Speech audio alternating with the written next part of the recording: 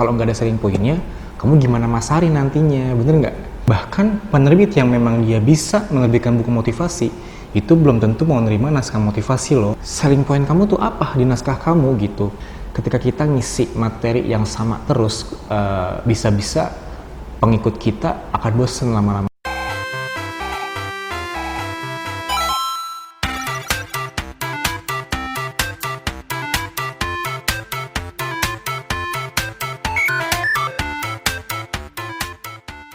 Oke, Assalamualaikum warahmatullahi wabarakatuh. Kembali lagi di konten kepenulisan ya. Video sebelumnya kita sudah bahas tentang jangan jadi penulis yang bodoh ya, yang bodoh. Oke. Nah, sekarang kita akan bahas tentang kenapa sih materi tentang tips penerbit mayor terus basi, tau nggak? Nah, maksudnya apa ya? Karena kan banyak banget ya. Mungkin bagi teman-teman yang sudah terjun dalam dunia kepenulisan, terus banyak banget seminar-seminar dengan tema tips naskah tembus penerbit mayor dan sebagainya gitu kan, itu sebenarnya basi banget gitu kan. Banyak banget seminar-seminar atau ya kelas-kelas nulis yang dengan tema seperti itu gitu, padahal kalau dibaca sebenarnya ya isinya itu aja, sama aja gitu kan. Nah, saya bikin konten kenapa sih harus materi itu terus basi itu enggak. Nah, sebelum saya giring ke arah sana, saya coba share gitu ya bagaimana naskah saya selama ini ya, 1, 2, 3, 4 bisa tembus mayor, dan ada lagi sih 5 sama 6 yang nanti Agustus terbit.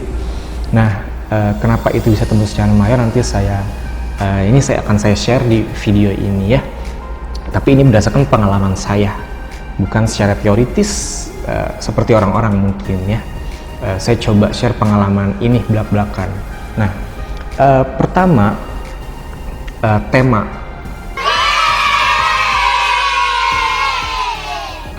ini antara dua hal, tema mainstream atau tema yang tidak mainstream.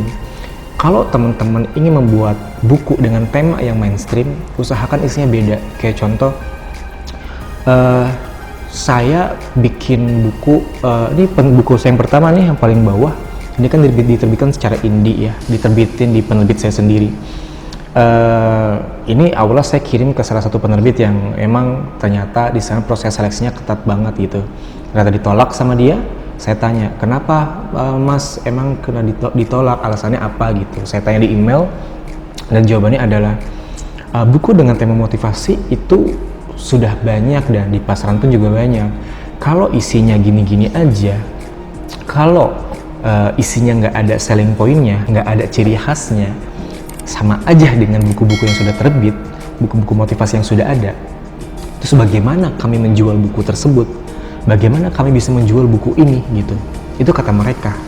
Jadi ketika teman-teman tuh membuat buku dengan tema mainstream, maka usahakan isinya nggak mainstream ya. Misalkan temanya motivasi, maka buat buku motivasi yang isinya berbeda dengan buku-buku motivasi yang udah ada. Caranya gimana? Sebelum bikin buku motivasi, coba baca dulu buku-buku motivasi yang sudah ada di toko buku atau di pasar manapun lah buku-buku motivasi. Coba baca, telisik apa kelebihan buku mereka, apa kekurangan buku mereka. Nah, kekurangan itulah yang harus ada di buku kamu, yang itulah yang nantinya akan jadi kelebihan buku kamu. Misal di buku mereka nggak bahas A, nggak bahas B, maka kamu harus bahas ketika itu memang penting buat dibahas dalam buku motivasi gitu. Jadi itulah yang nantinya menjadi pembeda antara buku kamu dengan buku-buku yang sudah ada, dan itulah yang nantinya akan menjadi selling point-nya gitu. Selling point-nya ketika kamu bukunya di ACC dan kamu memasarkan buku kamu. Karena kan banyak penulis tuh yang gini ya, mereka tuh men-share karya mereka di media sosial tapi bahasa cuman alhamdulillah buku saya sudah terbit, yuk yang mau PC gitu kan. Kalimatnya gitu doang. Selling point-nya di mana gitu kan?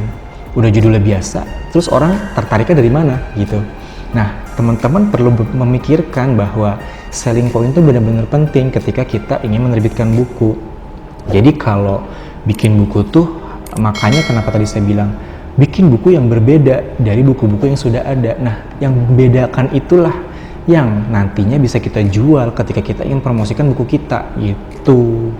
Jadi jangan sampai kayak tadi saya bilang, alhamdulillah buku antologi saya yang ke 50 sudah terbit, yuk yang mau PC gitu kan.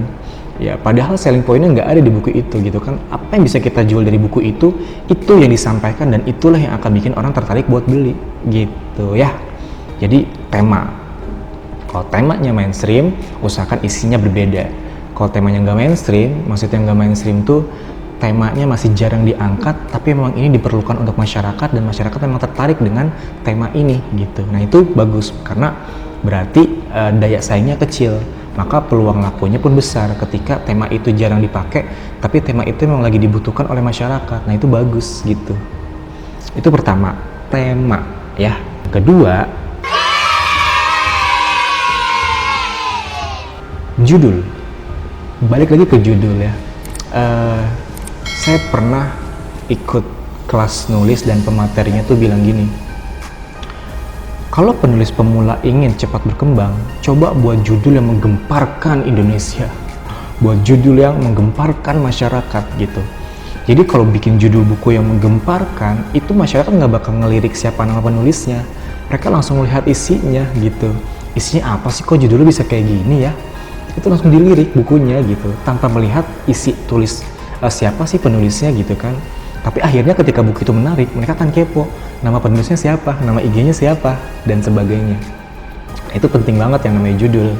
Tapi ketika kita ngirim naskah ke penerbit mayor, sebenarnya judul tuh nggak terlalu bukan sesuatu yang menjadi perhitungan penerbit mau diterima atau ditolak. Jadi editor itu cuma baca isinya, kalau isinya memang ada selling point-nya bagus, rapih, pasti mereka ACC. Tapi kalau nggak itu ya bakal ditolak. Jadi judul tuh kayak nih buku saya yang paling atas sama yang ini tuh judulnya awalnya nggak ini kayak ini versi Malaysia. Nah ini yang Indonesia. Ini tuh judulnya awalnya bukan Stop Talking and Start Hijrah.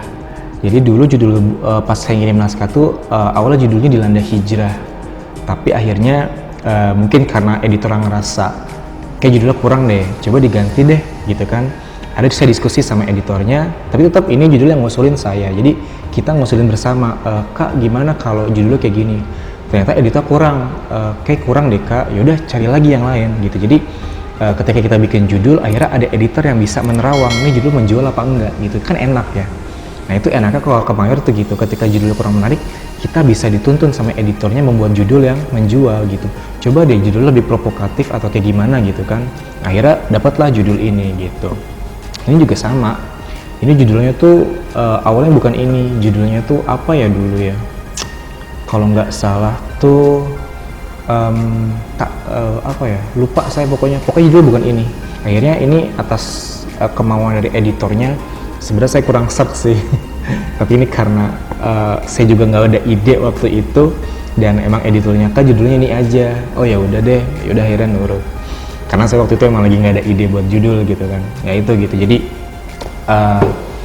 ketika naskah kita kirim ke mayor, memang judul nggak terlalu menjadi penentu naskah kita ditolak atau diterima. Tapi judul bisa didiskusikan sama editornya ketika naskah itu sudah di ACC. Ya, itu poin kedua. Poin ketiga, harus rapih. Kenapa harus rapih?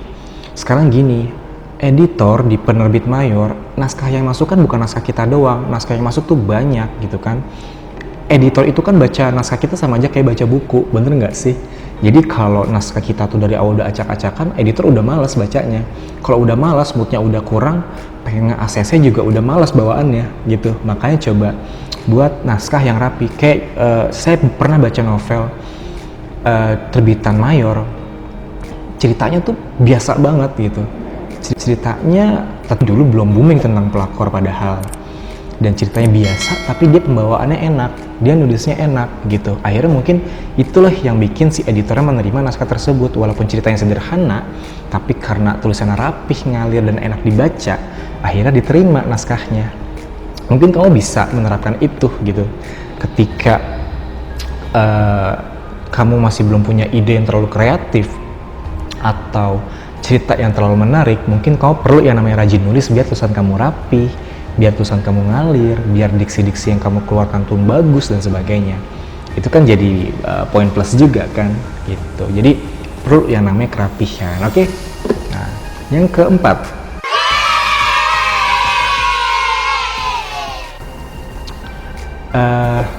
posisi kamu sekarang ada di mana?